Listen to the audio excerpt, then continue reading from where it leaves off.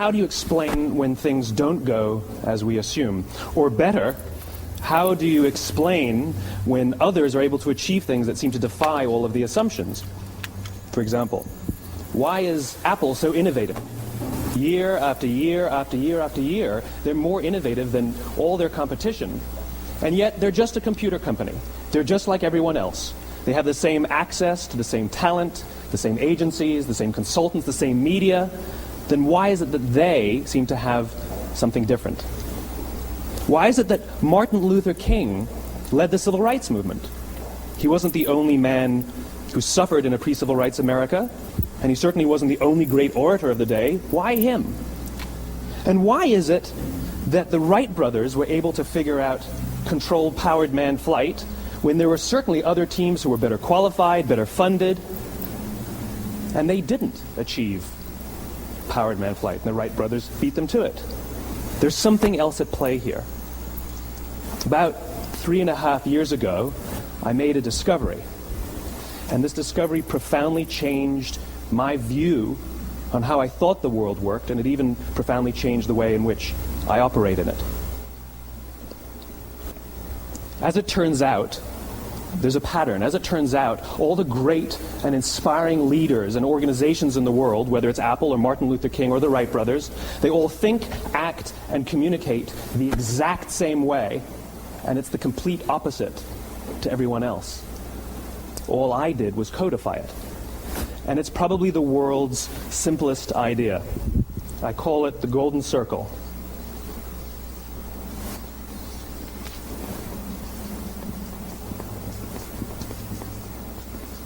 Why, how, what? This little idea explains why some organizations and some leaders are able to inspire where others aren't. Let me define the terms really quickly.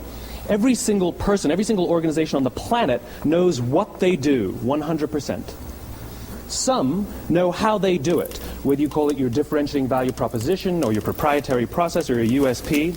But very, very few people or organizations know why they do what they do.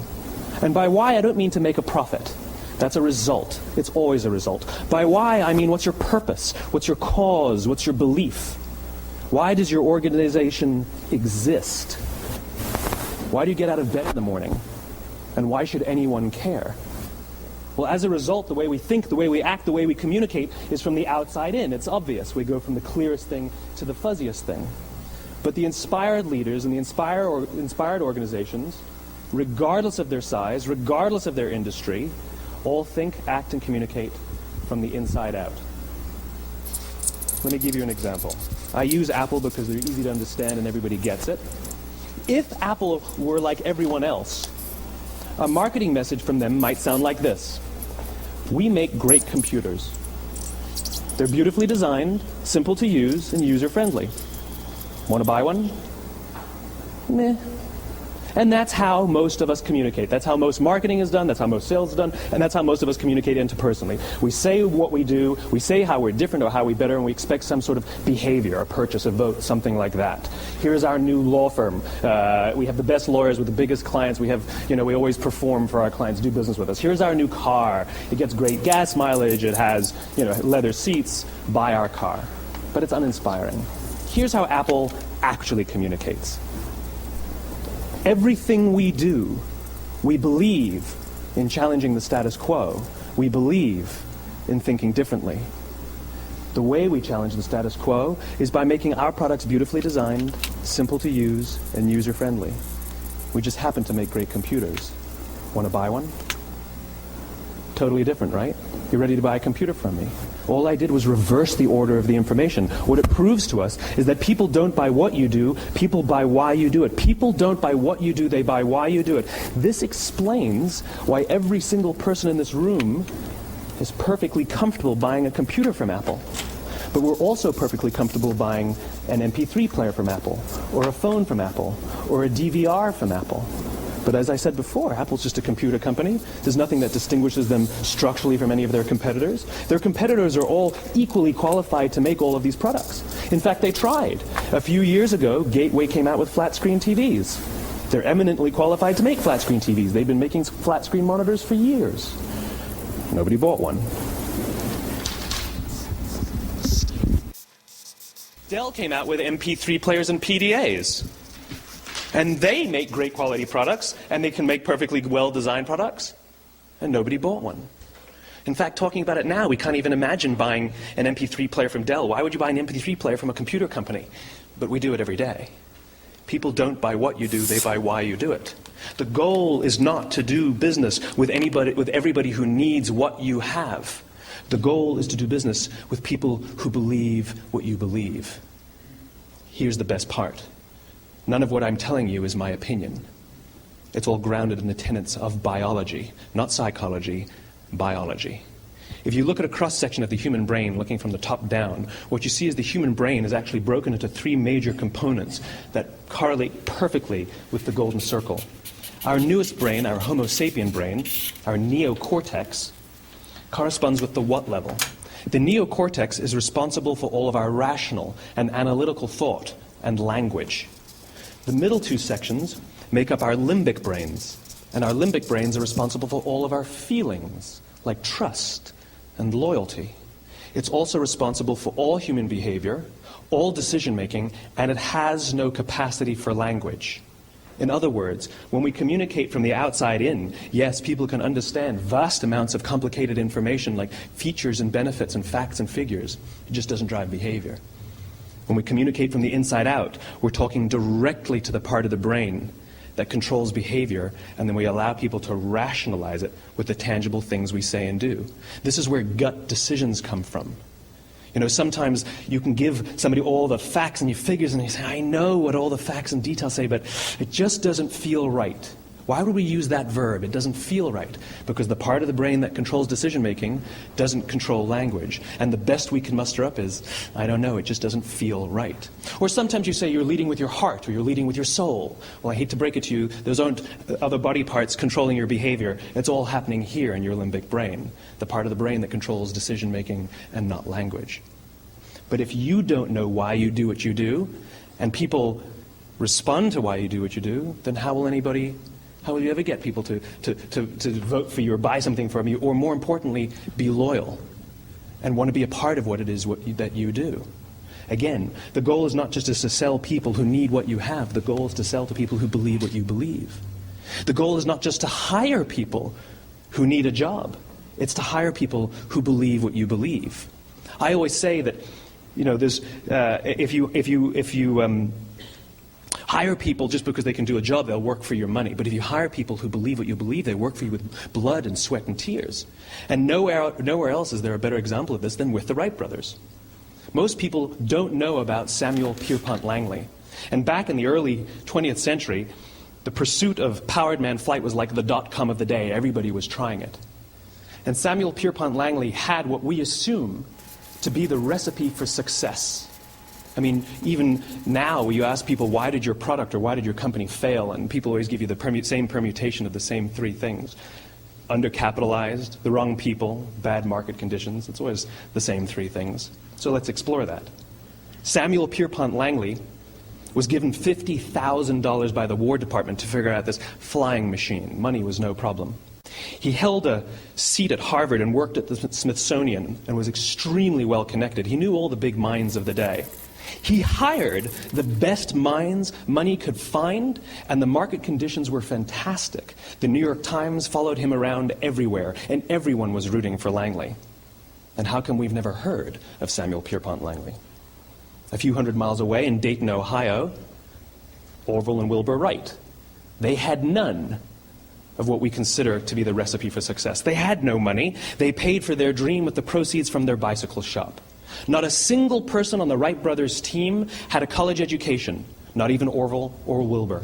And the New York Times followed them around nowhere. The difference was Orville and Wilbur were driven by a cause, by a purpose, by a belief. They believed that if they could figure out this flying machine, it'll change the course of the world. Samuel Pierpont Langley was different. He wanted to be rich, and he wanted to be famous. He was in pursuit of the result. He was in pursuit of the riches. And lo and behold, look what happened. The people who believed in the Wright brothers' dream worked with them with blood and sweat and tears. The others just worked for the paycheck. And they tell stories of how every time the Wright brothers went out, they would have to take 5 sets of parts because that's how many times they would crash before they came in for supper. And eventually, on December 17th, 1903, the Wright brothers took flight.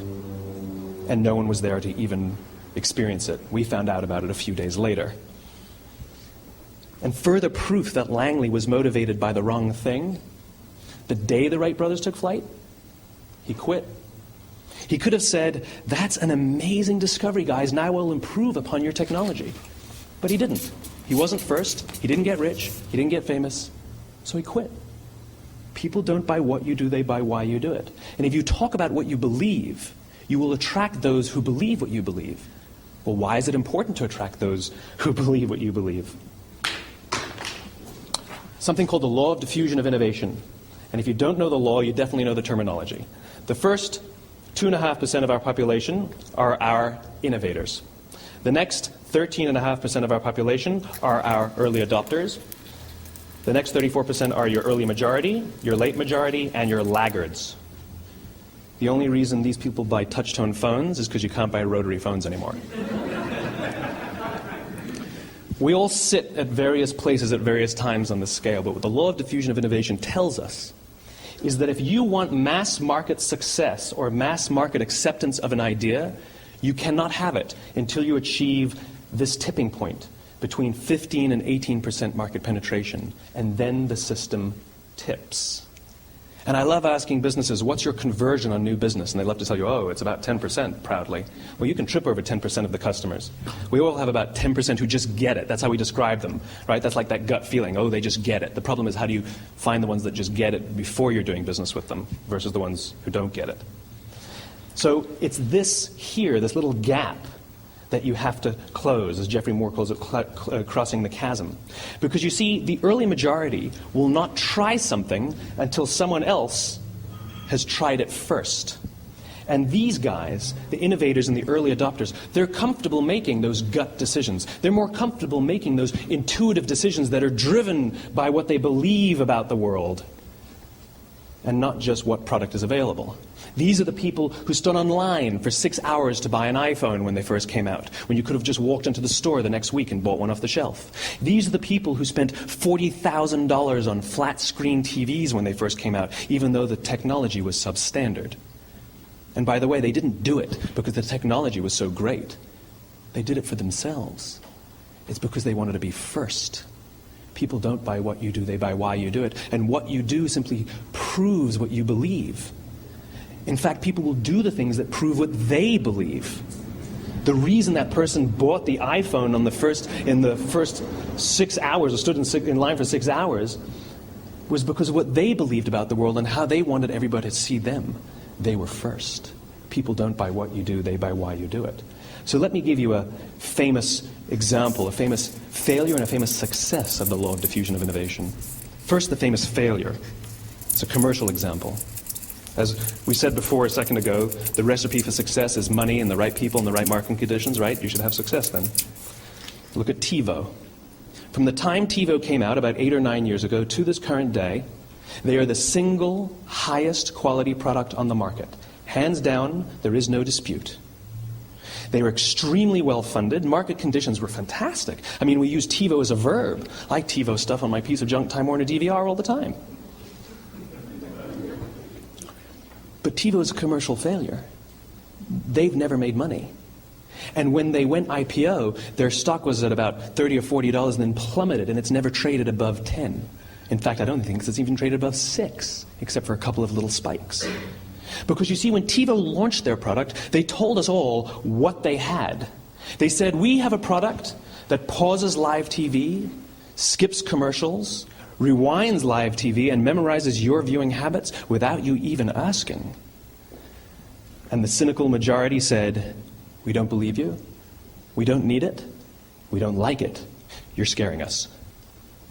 What if they had said, if you're the kind of person who likes to have total control over every aspect of your life, boy, do we have a product for you.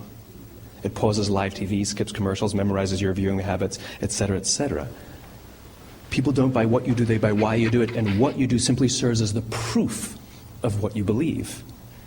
Now let me give you a successful example of the law of diffusion of innovation.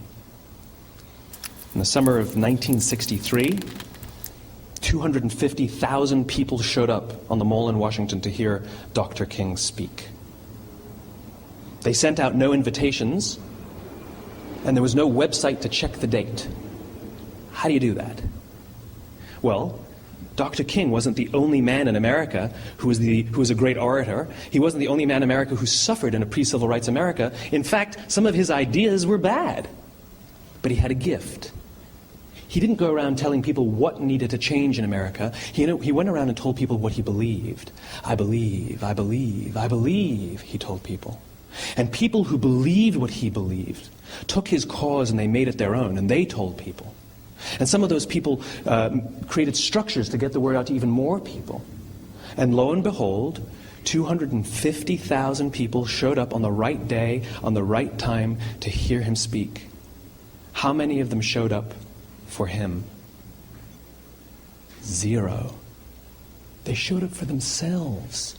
It's what they believed about America that got them to travel on a bus for 8 hours to stand in the sun in Washington in the middle of August. It's what they believed, and it wasn't about black versus white. 25% of the audience was white. Dr. King believed that there are 2 types of laws in this world, those that are made by a higher authority and those that are made by man. And not until all the laws that are made by man are consistent with the laws that are made by the higher authority will we live in a just world.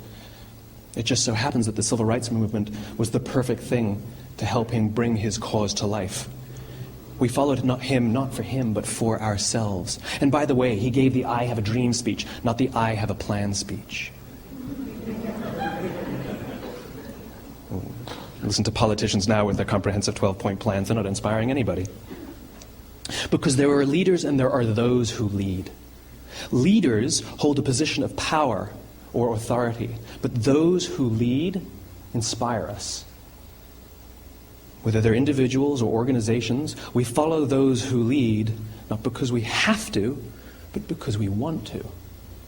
We follow those who lead, not for them, but for ourselves. And it's those who start with why that have the ability to inspire those around them or find others who inspire them.